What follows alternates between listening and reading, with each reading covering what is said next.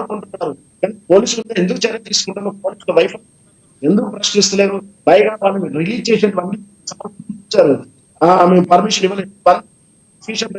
శ్రవణ్ గారు మీ voice break అవుతుంది, మీరు మాట్లాడేది వినబడదు, మీ వాయిస్ బ్రేక్ అవుతుంది. మళ్ళీ మాట్లాడతాం మీతో.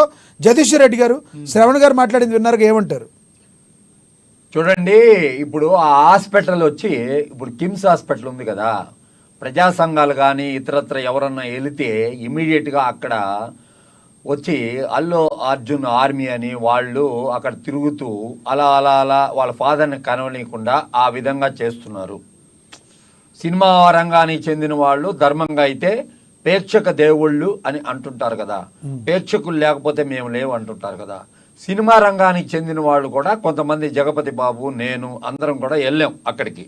వెళ్ళినప్పటికీ అక్కడ ఉన్న పరిస్థితి అనేది, ఆ తండ్రి అతను ఆ తండ్రితో ఆ అబ్బాయి హాస్పిటల్లో ఉన్న అబ్బాయి శ్రీతేజ్ తండ్రితో మాట్లాడాలని ప్రయత్నించినప్పటికీ కూడా అతను మాట్లాడేదానికి సిద్ధంగా లేడు ఎవరితో కూడా. ప్రజా సంఘాలు డివైఎఫ్ఐ అయితేమి, ఎస్ఎఫ్ఐ అయితేమి ఎవరైనా కూడా వారికి చేయూతనిచ్చి వారి యొక్క బాణిని వారు ఏమనుకుంటుంటారు, వారికి 25 లక్షలతో 25 లక్షల 25 లక్షలు వస్తే 25 లక్షల ఊహలో అతను ఉన్నాడు. అది కాదు, అంతకంటే ఎక్కువ రావాలా, ప్రభుత్వ పరంగా రావాలా, ఇవన్నీ కూడా ఉద్యమాల ద్వారా అదే ప్రభుత్వానికి అంటే ఒక గొంతుగా రావాల్సినంత అవసరం ఉంది కదా. ఊరికినే మీరు ఓన్లీ కేవలం అల్లు అర్జున్ 300 కోట్లు తీసుకున్నాడు, ఆ 300 కోట్లు తీసుకున్నాడు కాబట్టి మనకి 25 లక్షలు ఇస్తానన్నాడు, ఇంకా ఎక్కువ ఇస్తాడేమో అని ఒక ధోరణిలో అక్కడ నడుస్తుంది. ఆ హాస్పిటల్, కిమ్స్ హాస్పిటల్ యాజమాన్యం పూర్తిగా అల్లు అర్జున్ కబ్జాలో ఆ హాస్పిటల్ని పెట్టున్నారు. ఇప్పుడు పోలీసు వ్యవస్థ అనేది పోతే ఓకే, పోలీసులు వెళ్తారు, పోలీసుకి వెళ్తే డాక్టర్లు చెప్తారు, ఉన్న కండిషన్ పెడతారు. బులెటిన్లు కూడా రాత్రి సివి ఆనంద్ గారు పోయే వరకు, అంతకుముందు 13వ తారీఖు రిలీజ్ చేశారు హెల్త్ బులెటిన్. అదే ఒక ప్రముఖులు ఎవరైనా ఉంటే అరగంటకి రిలీజ్ చేస్తుంటారు. ఇప్పుడు ఎందుకు రిలీజ్ చేయట్లేదు? పిల్లవాడి పరిస్థితి బాగలేదు అనే విషయం అందరికీ తెలియాల్సినంత అవసరం ఉంది. అక్కడ పూర్తి స్థాయిలో ఆ హాస్పిటల్లో జరుగుతున్నది ఇది. నేను నిన్న వెళ్ళాను, నేను చూశాను. వాళ్ళు మొట్టమొదటి రోజు సంఘటన జరిగిన రోజే మేము చిక్కడపల్లి పోలీస్ స్టేషన్కి వెళ్ళడం జరిగింది. వారి తండ్రి ఆల్రెడీ అక్కడ కేసు కంప్లైంట్ ఇచ్చారు కాబట్టి, అతనే ఇచ్చాడు కాబట్టి దానికి మెరిట్ ఉంటుందని చెప్పి మేము వెనక్కి రావడం. బాబు సర్వే అయ్యే అవకాశం ఉందంటారు, మీరు చూసారు అంటున్నారు. బాబు సర్వే అయ్యే అవకాశం నాకు తెలిసిన ప్రకారం ఏంటంటే అండి, సీరియస్ కండిషన్ లోనే ఉన్నాడండి.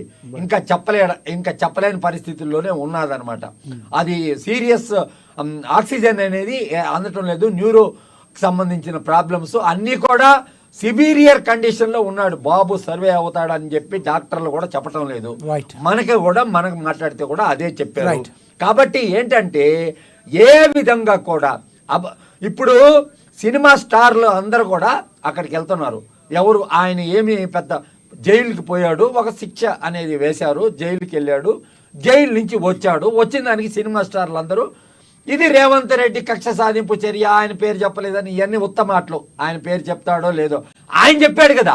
ఆయన ఏం చెప్పాడు రేవంత్ రెడ్డి? ఆ కుర్రవాడు నాకు చిన్నప్పటి నుంచి తెలుసు, అల్లు అర్జున్ అనే వ్యక్తి వాళ్ళ మావయ్య మా బంధువు అని చెప్పాడు కదా. అంతకంటే ఇంకేం కావాలా? నువ్వు చెప్పలేదు, నువ్వు రేవంత్ పేరు మర్చిపోయినా అతను చెప్పాడు కదా, నేషనల్ మీడియాలో చెప్పాడు కదా. ఏం చెప్పాడు? ఈజ్ వాళ్ళ మామ రమణారెడ్డి, వెంకటరమణారెడ్డి, ఆయన వచ్చి అదే పార్టీలో ఉన్నాడు, కాంగ్రెస్లో. మళ్ళీ మల్కాజిగిరి నుంచి ఎంపీగా నిలబడదామనుకున్నాడు. ఇంత పరిస్థితిని మా బంధువు అని చెప్పాడు కదా, రేవంత్ గారు చెప్పారు కదా. ఇతను మర్చిపోయి ఉండొచ్చు, అతను చెప్పలేదు కదా. సుకుమార్ రెడ్డి అని ఉండొచ్చు, ఏదైనా అని ఉండొచ్చు. ఇక్కడ ఆ పరిస్థితి అనేది లేదు. పేరు మర్చిపోయిన దానివల్ల వ్యక్తిగత కక్షలు ఇవన్నీ ఊరికినే చెప్పుకునేదానికి, ట్రోల్ చేసుకునేదానికి ఉపయోగపడే వ్యవహారం తప్పితే ఒక రేవంత్ రెడ్డిని ఏం చెప్తున్నాడు రేవంత్ రెడ్డి?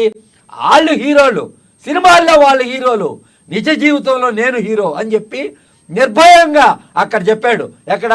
నేషనల్ మీడియా వాళ్ళు అడగాల్సిన క్వశ్చన్లలో మొదటి అంశంగా అల్లు అర్జున్ అరెస్ట్ గురించి అడిగారు కాబట్టి అక్కడ వెరీ క్లారిటీగా ఆయన చెప్పడం జరిగింది. కాబట్టి మనం రాష్ట్ర ప్రభుత్వం ఆ ఫ్యామిలీకి చేయూతనివ్వాలని అన్ని రకాలుగా, అల్లు అర్జున్ పక్కన పెట్టండి, ఆయన ఇస్తాడో ఎవడో, ఆయన ఇప్పుడు ఇవ్వలేడు, తర్వాత Yes, కేసు వస్తే ఒకటి ఏమవుతుందో తెలియదు. జగదీశ్వర్ రెడ్డి గారు, ఇప్పుడు సుజాత గారు చెప్పినట్టు ఎవరైతే పాప ఉన్నారో వాళ్ళ అక్కో చెల్లో పాప ఉంది కదా, బాబు శ్రీతేజ్ వాళ్ళ చెల్లో ఎవరు ఉన్నారు, ఆ పాప జీవితాన్ని అల్లు అర్జున్ గారు సినిమా యూనిట్ దత్తత తీసుకోవాలి, వాళ్ళ లైఫ్ బాగుండేటట్టు చెయ్యాలని చెప్పిన మాటలతో ఏకీభవిస్తారా? ఇప్పుడు దత్తత తీసుకోవాలా అని అంటే ఇప్పుడు ఆయన ఉన్నాడండి, ఆయన కొంచెం యంగేజ్లోనే ఉన్నాడు కదా, ఇప్పుడు ఆయన మళ్ళీ ఇంకో పెళ్ళి అనేది చేసుకుంటాడు, తప్పకుండా చేసుకోకుండా ఎట్లుంటాడు? అతను ఫ్యూచర్ చేసుకుంటాడో చేసుకోడో, తర్వాత ఉన్న పాప జీవితాన్ని మెరుగుపరచడం, ఉన్న పాప 25 లక్షలు ఇచ్చి అదే కదండి మనం అడిగేది. అనకుండా. ఇప్పుడు ఆ. 25 లక్షలు కాదు, ఆ పాప జీవితానికి. పాప యొక్క జీవితానికి, ఆ ఫ్యామిలీ యొక్క ఆ జీవితానికి అన్ని రకాలుగా చేదోడు వాదోడుగా ఉండాలి. అటు ప్రభుత్వము ఉండాలి, ఇటు ఎవరైతే ఉన్నారో, ఎవరు సెలబ్రిటీలు అని చెప్పి చెప్తున్నారో, ఎవరైతే ఎవరి వల్ల ఎవరి అభిమానులుగా ఉండి ఆ థియేటర్కి వచ్చి ప్రాణం పోగొట్టుకున్నారో వాళ్ళని ఆదుకోవాల్సిన హక్కు Right. అల్లు అర్జున్ మీద ఉంది. రైట్. చిట్టుబాబు గారు ప్లీజ్. ఇప్పుడు ఇవన్నీ మీరు మాట్లాడుతూ అన్ని ఆల్రెడీ అర్జున్ క్లీన్ గా చెప్పాడు. ఈ 25 లక్షలతో ఆగిపోకుండా ఆ కుటుంబానికి అండగా ఉంటాను, పిల్లాడి భవిష్యత్తుకి నేను అండదండగా ఉంటాను. పిల్లాడి భవిష్యత్ అని మీరు అంటున్నారు, ఆ పిల్లాడే ప్రమాద పంచులో ఉన్నారు సార్. ఇక పిల్లాడి భవిష్యత్తు కాదు, ఉన్న పాప భవిష్యత్తు పరిస్థితి ఏంటి? పిల్లాడి భవిష్యత్తు అదే పిల్లాడు బాగుపడాలి, ముందు బయటికి రావాలి.